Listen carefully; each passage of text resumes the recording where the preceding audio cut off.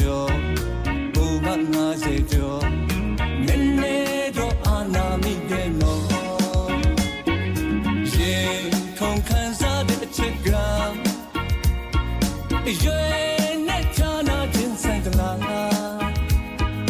မြေတာဒီရာရှိဖို့အဓိကကသူလက်ချမဲဆိုကိုလက်ချမဲဆို